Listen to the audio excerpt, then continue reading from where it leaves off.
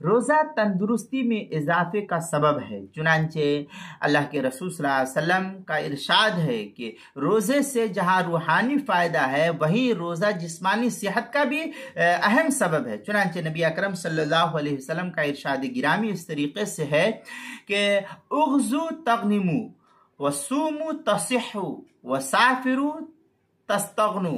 یہ معجم طبرانی فی اوسط کی روایت ہے، جلد نمبر 9 صفحہ نمبر 144، حدیث نمبر 8308 نمبر کی، الترغیب والترہیب جلد نمبر 2 صفحہ نمبر 49۔ یعنی جہاد کرو مال غنیمت حاصل کرو گے، اور روزہ رکھو صحت مند رہو گے، سفر کرو دوسروں سے بے نیاز رہو گے۔ اس طریقے سے اللہ کے رسول صلی اللہ علیہ وسلم نے ہمیں روزے کا حکم دیا ہے، چنانچہ ہمیں بھی روزے کا اہتمام کرنا چاہیے۔ تفصیل اردو کتاب المسائل کی دوسری جلد صفحہ 145 پر نقل کی گئی ہے، وہاں دیکھ سکتے ہیں۔